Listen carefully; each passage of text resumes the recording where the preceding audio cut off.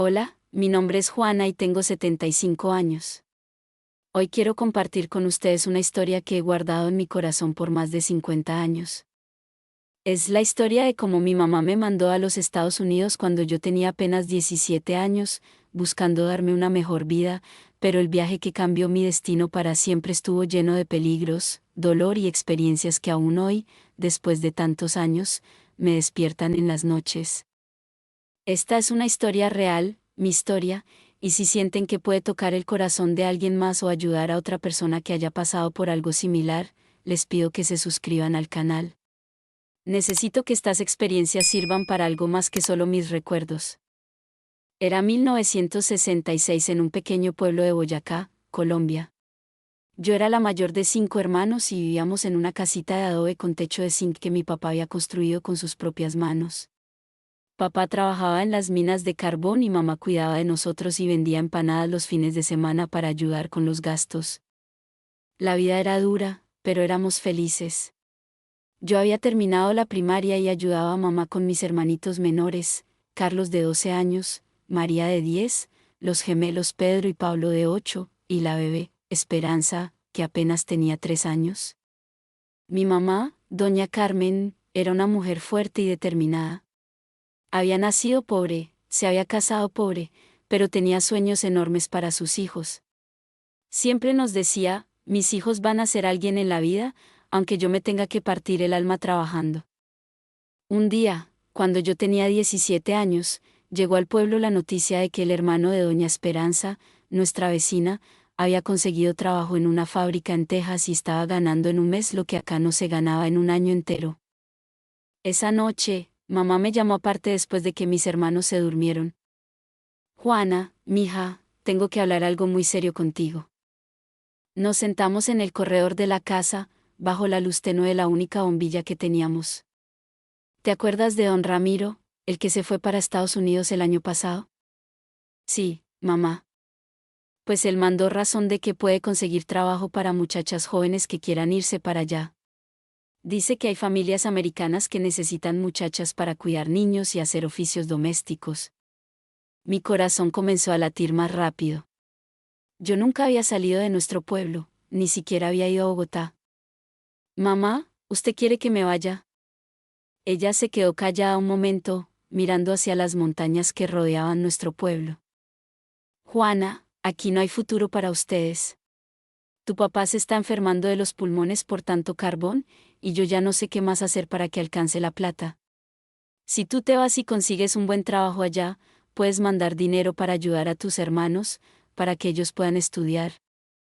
Las lágrimas comenzaron a rodar por mis mejillas. La idea de dejar a mi familia me partía el corazón, pero entendía lo que mamá me estaba diciendo. ¿Y cómo sería eso, mamá? Don Ramiro dice que él conoce a unas personas que ayudan a pasar muchachas para allá. Cuesta plata, pero después tú la vas pagando con el trabajo. Esa noche no pude dormir. La cabeza me daba vueltas pensando en todo lo que significaría irme. Dejar a mis hermanos, especialmente a la pequeña Esperanza, que siempre se dormía agarrada de mi mano. Durante la siguiente semana, mamá y papá hablaron mucho en voz baja cuando creían que yo no los escuchaba. Finalmente, una tarde me llamaron de nuevo. Juana, me dijo papá con voz quebrada, nosotros no queremos que te vayas, pero tu mamá tiene razón. Aquí no vas a poder ser nada más que la esposa de un minero, y no queremos eso para ti.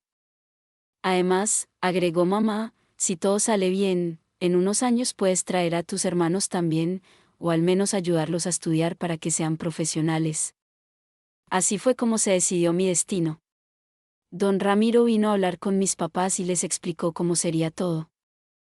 La muchacha se va primero a Cartagena, de ahí toma un barco a México, y después se cruza la frontera hacia Texas. Allá hay familias esperando muchachas colombianas para trabajar. ¿Y es seguro?, preguntó papá.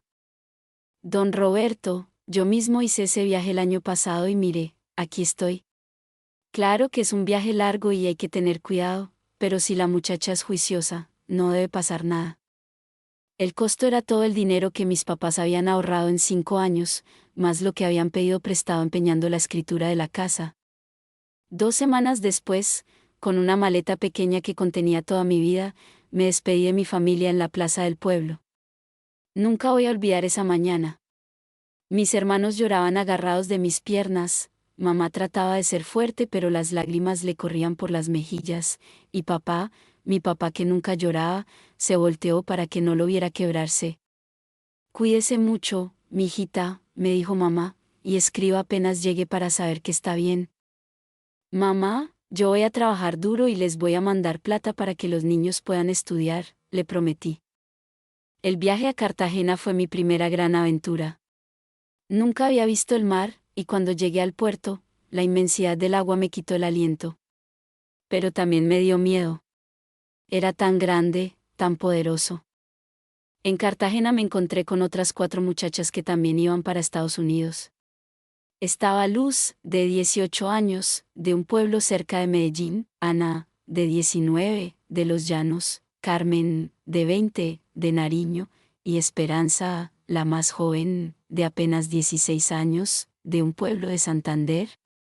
Todas veníamos de familias pobres, todas llevábamos los sueños de nuestras familias cargados en nuestros corazones.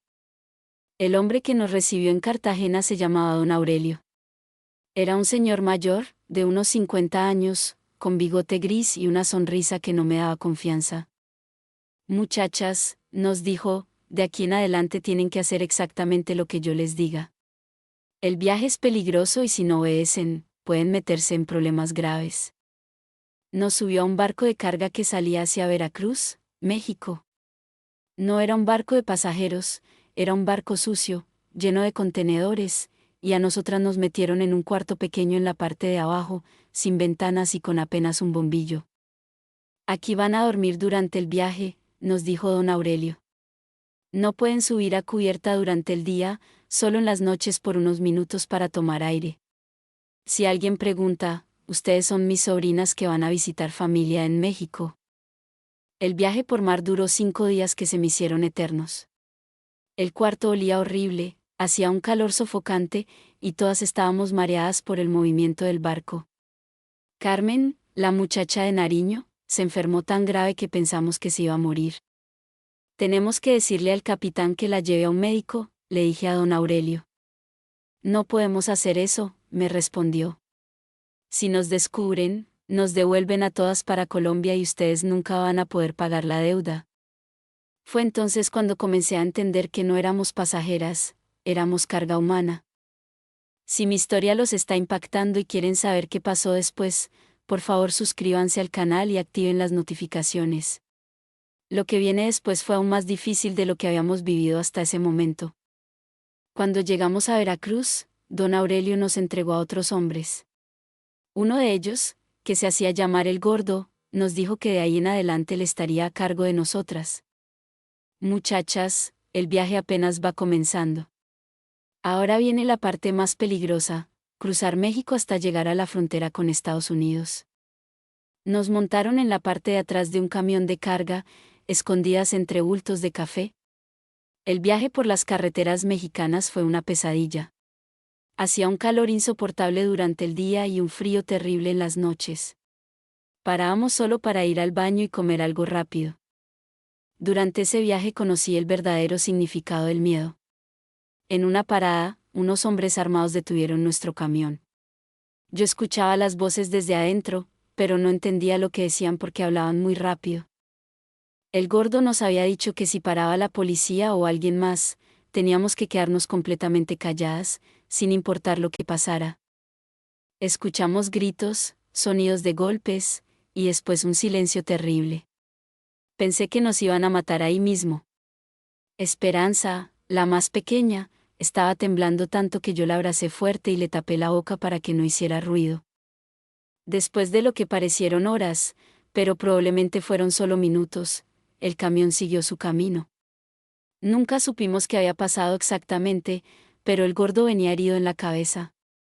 Por poco y no la contamos, fue todo lo que nos dijo. 3 días después llegamos a un pueblo cerca de la frontera con Estados Unidos. Nos bajaron en una casa pequeña donde había más gente esperando para cruzar. Hombres, mujeres, hasta niños pequeños con sus mamás. Ahí fue donde me di cuenta de que lo que estábamos haciendo no era legal. Hasta ese momento, yo pensaba que era un viaje normal, que don Ramiro había arreglado todos los papeles. Pero cuando vi a toda esa gente escondida, esperando el momento para cruzar ilegalmente, entendí la realidad. Nosotras vamos a cruzar sin papeles, le pregunté al gordo. Muchachas, si tuvieran papeles no necesitarían pagarme a mí, me respondió con una sonrisa cruel. Ustedes van a cruzar como puedan, y cuando lleguen allá van a trabajar hasta pagar toda la plata que deben por este viaje. Mi mundo se derrumbó en ese momento. Entendí que no íbamos como empleadas domésticas a casas de familias americanas. Íbamos como deudoras, prácticamente como esclavas. Esa noche, mientras las otras muchachas dormían, yo me quedé despierta llorando en silencio. Pensaba en mi mamá, en la ilusión que tenía de que yo iba a triunfar en Estados Unidos. Pensaba en mis hermanitos, en todo el dinero que mis papás habían gastado para mandarme. No podía regresar. Ya no tenía dinero para el regreso, y además, mi familia había empeñado la casa. Si yo regresaba con las manos vacías, íbamos a perder todo. Al día siguiente nos dijeron que esa misma noche íbamos a cruzar la frontera. Un hombre que conocía bien la zona nos iba a guiar, pero el cruce era peligroso. Van a caminar toda la noche por el desierto, nos explicó. Lleven poca agua para que no haga ruido, y si ven luces o escuchan voces, se tiran al suelo y no se mueven hasta que yo les diga. A las 10 de la noche comenzamos el cruce. Éramos 12 personas, nosotras 5, una señora con su hijo de unos 10 años, 3 hombres jóvenes, y 2 señores mayores. El guía, que se llamaba Raúl, nos llevó por caminos que solo él conocía. Caminamos durante horas por un terreno rocoso, lleno de espinas y animales que hacían ruidos extraños en la noche. Hacia las 3 de la madrugada, cuando ya llevábamos 5 horas caminando, escuchamos el sonido de helicópteros a lo lejos. Todo el mundo al suelo, gritó Raúl en voz baja. Nos tiramos entre los arbustos, con las espinas clavándose en la piel, el corazón latiendo tan fuerte que pensé que lo iban a escuchar desde el helicóptero. Los helicópteros pasaron sobre nosotros varias veces, con luces potentes alumbrando el suelo. Esperanza estaba llorando bajito, y yo le apreté la mano para que se calmara. Si nos agarran, nos devuelven y todo este viaje habrá sido para nada, pensé. Después de una hora, los helicópteros se fueron y pudimos seguir caminando. Al amanecer, Raúl nos dijo, ya estamos en territorio americano, pero todavía no pueden relajarse. Ahora viene lo más difícil. No entendí qué quería decir hasta que llegamos a una carretera donde nos esperaba una camioneta. Suban rápido, nos gritó el conductor. Nos metieron a todas en la parte de atrás de la camioneta, pero no en la cabina, sino en un compartimento secreto que habían construido debajo del piso. Era un espacio tan pequeño que teníamos que estar acostadas una encima de la otra. Van a estar ahí por unas 2 horas hasta que lleguemos a un lugar seguro, nos dijo el conductor. No hagan ningún ruido, por favor. Esas fueron las 2 horas más terribles de mi vida. No podíamos movernos, casi no podíamos respirar, hacía un calor sofocante, y el olor a gasolina era tan fuerte que pensé que me iba a desmayar. Carmen, la muchacha que se había enfermado en el barco, comenzó a convulsionar. Yo traté de ayudarla, pero no había espacio para hacer nada. Ana, que estaba a mi lado, me susurró al oído, se va a morir aquí y no podemos hacer nada. Por suerte, justo cuando pensé que Carmen no iba a resistir más, la camioneta se detuvo y nos sacaron de ese compartimento infernal. Habíamos llegado a una casa en las afueras de una ciudad que después supe que era San Antonio, Texas. Carmen estaba muy mal, pero no nos llevaron a ningún hospital. Una señora mexicana que vivía en la casa le dio unos remedios caseros y poco a poco se fue recuperando. ¿Ya llegamos? ¿Ya estamos seguras?, le pregunté al hombre que parecía estar a cargo. Todavía no, muchachas. Ustedes van a estar aquí unos días mientras conseguimos los trabajos que les prometieron. Pero los trabajos nunca llegaron. En lugar de eso, nos dijeron que teníamos que trabajar en esa misma casa, cocinando y limpiando para todos los hombres que llegaban cruzando la frontera. Este no era el trato, les dije. A nosotras nos dijeron que íbamos a trabajar como empleadas domésticas para familias americanas. El trato cambió, me respondió el jefe. Ustedes deben mucha plata por el viaje, y van a trabajar aquí hasta que paguen todo. Fue entonces cuando entendí completamente en qué nos habíamos metido. No éramos empleadas, éramos prisioneras. Durante los siguientes 6 meses, trabajamos en esa casa desde las 5 de la mañana hasta las 11 de la noche. Nos daban de comer lo mínimo, dormíamos en un cuarto sin ventanas, y no podíamos salir ni para ir a la tienda. Si tratan de escaparse, nos amenazaban, las vamos a encontrar y las vamos a entregar a la migración para que las deporten. Y cuando lleguen a Colombia, vamos a hablar con sus familias para que nos paguen toda la plata que deben. Yo escribía cartas a mi familia, pero ellos controlaban todo lo que mandaba. Solo podía decir que estaba bien y que pronto iba a empezar a mandar dinero. La vida en esa casa era un infierno. Los hombres que vivían ahí nos trataban como sirvientas, pero también había algunos que nos molestaban de otras maneras. Tuvimos que aprender a defendernos y a cuidarnos entre nosotras. Una noche, uno de los hombres trató de abusar de Esperanza, la más pequeña. Entre Luz y yo lo enfrentamos y le dijimos que si la volvía a tocar, íbamos a gritar hasta que llegara la policía, aunque eso significara que nos deportaran. Si esta historia los está impactando y sienten que debe ser contada, por favor ayúdenme compartiéndola. Denle like al video y suscríbanse al canal. Estas experiencias necesitan ser conocidas. La salvación llegó de donde menos esperábamos. Un día llegó a la casa un señor mayor, don Miguel, que era diferente a todos los demás.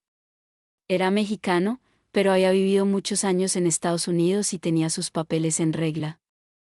Don Miguel se dio cuenta de la situación en la que estábamos y una noche me llamó aparte. Muchacha, lo que están haciendo con ustedes aquí no está bien. Esto es prácticamente esclavitud. Lo sabemos, señor, pero no podemos hacer nada. No tenemos papeles, no conocemos a nadie, y debemos mucha plata. Mira, yo tengo una hermana que vive en Houston. Ella y su esposo tienen un restaurante mexicano y necesitan muchachas que sepan cocinar. Si quieren, yo puedo hablar con ella para que las contrate. ¿Y estos señores nos van a dejar ir? Eso déjamelo a mí. Yo voy a arreglar el asunto de la deuda. 2 semanas después, don Miguel había convencido a los jefes de que su hermana iba a pagar nuestra deuda a cambio de que trabajáramos para ella por 2 años. Así fue como llegué a Houston, a la casa de doña Esperanza y don Carlos. Ellos sí cumplieron lo que prometieron. Nos dieron un cuarto limpio para dormir, comida suficiente, y aunque trabajábamos duro en el restaurante, nos trataban con respeto y nos pagaban un salario. Después de 6 meses trabajando con ellos, finalmente pude mandar la primera carta real a mi familia, contándoles parte de la verdad de lo que había pasado, aunque sin decirles lo más duro para no preocuparlos. También pude empezar a mandar dinero. No era mucho, pero era algo. Durante esos 2 años en Houston, aprendí inglés, aprendí sobre la cultura americana, y sobre todo, aprendí a valorar mi propia fuerza. Había sobrevivido a un viaje terrible, había resistido 6 meses de prácticamente esclavitud, y había salido adelante. Cuando cumplí los 2 años trabajando para doña Esperanza, ella me ayudó a conseguir mis papeles. Don Carlos tenía contactos que me ayudaron a regularizar mi situación migratoria. Juana, me dijo doña Esperanza, tú eres una muchacha fuerte e inteligente. Puedes quedarte trabajando con nosotros todo el tiempo que quieras, o puedes buscar otros caminos. Ya tienes papeles y puedes elegir tu propio destino. Decidí quedarme un año más para ahorrar dinero, y después me mudé a Los Ángeles, donde había más oportunidades de trabajo. En Los Ángeles conseguí trabajo cuidando a una anciana americana, la señora Margaret. Ella se convirtió en una segunda madre para mí. Me enseñó a leer y escribir mejor en inglés, me ayudó a estudiar para sacar mi diploma de secundaria, y cuando ella murió 5 años después, me dejó una pequeña herencia que me permitió abrir mi propio negocio. Durante todos esos años, mantuve contacto con mi familia en Colombia. Pude ayudar a que todos mis hermanos terminaran sus estudios. Carlos se hizo ingeniero, María se hizo enfermera, Pedro se hizo maestro, Pablo se hizo mecánico pero con su propio taller, y mi pequeña Esperanza se hizo doctora. Mis papás pudieron recuperar la casa y vivir con dignidad gracias al dinero que yo enviaba. En 1985, casi 20 años después de haber llegado a Estados Unidos, pude regresar a Colombia a visitar a mi familia. Fue un reencuentro lleno de lágrimas de felicidad, pero también de dolor por todos los años perdidos. Mija, me dijo mi mamá, nunca imaginé que el camino iba a ser tan duro para usted. Si hubiera sabido. Mamá, no se preocupe. Yo elegí hacer este viaje, y aunque fue muy difícil, al final valió la pena. Mire todo lo que hemos logrado como familia. De las otras muchachas que viajaron conmigo, solo mantuve contacto con Luz. Ana se casó con un mexicano y se quedó en Texas. Carmen regresó a Colombia después de unos años y nunca más supe de ella. Esperanza, la más pequeña, tuvo la peor suerte. Se metió en problemas con drogas y murió muy joven en Los Ángeles. Yo me casé en 1978 con un hombre bueno, Roberto, que era hijo de inmigrantes italianos. Él conocía mi historia y nunca me juzgó por ella. Tuvimos 3 hijos hermosos que hoy son profesionales exitosos y me han dado 7 nietos. Roberto murió hace 5 años, pero tuvimos 40 años de matrimonio feliz. Ahora, a mis 75 años, puedo decir que mi vida ha sido plena, pero nunca he podido olvidar completamente ese viaje terrible que cambió mi destino para siempre. Aún hoy tengo pesadillas sobre el compartimento de la camioneta, sobre el miedo que sentí durante el cruce del desierto, sobre los meses de prácticamente esclavitud en San Antonio. Pero también tengo gratitud. Gratitud por haber sobrevivido, por haber encontrado personas buenas como don Miguel, doña Esperanza, y la señora Margaret. Gratitud por haber podido ayudar a mi familia, por haber construido una vida digna, por haber criado hijos buenos. Mi historia no es única. Miles de personas han vivido experiencias similares o peores que la mía. Muchas no han tenido la suerte que yo tuve de encontrar personas que me ayudaran en el camino. Quiero que las personas que están pensando en hacer este tipo de viaje sepan la verdad. Que entiendan que las promesas de trabajo fácil y dinero rápido casi siempre son mentiras. Que el camino está lleno de peligros que pueden costar la vida o la dignidad. Pero también quiero que sepan que si ya están en esa situación, no pierdan la esperanza. Siempre hay una salida, siempre hay personas buenas dispuestas a ayudar, siempre se puede construir una vida nueva.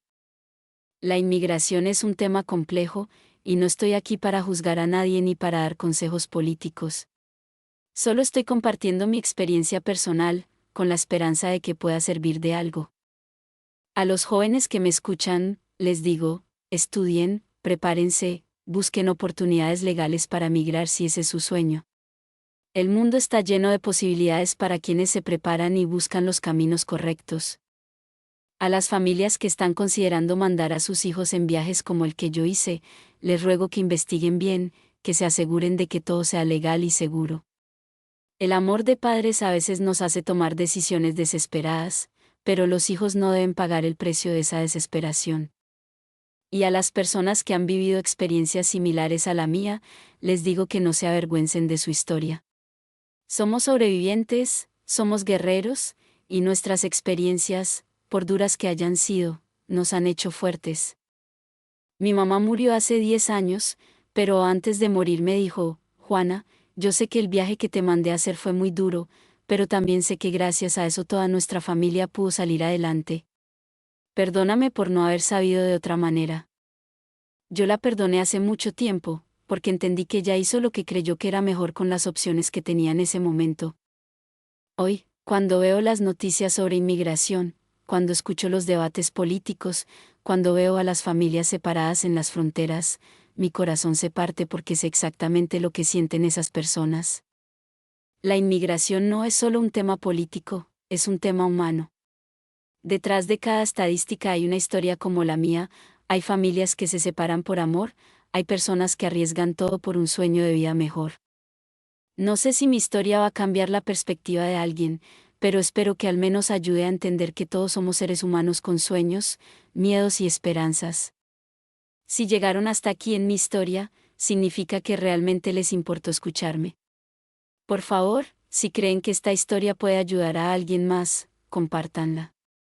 Suscríbanse al canal, dejen sus comentarios contándome si han vivido algo parecido o si conocen a alguien que haya pasado por una experiencia similar. Estas historias necesitan ser contadas, porque solo cuando conocemos la verdad podemos tomar decisiones informadas y, tal vez, encontrar maneras de ayudar a otros. Gracias por escucharme, gracias por permitirme compartir mi historia con ustedes. Hasta el próximo video, y recuerden, no importa qué tan difícil sea el camino, siempre hay esperanza para construir una vida mejor.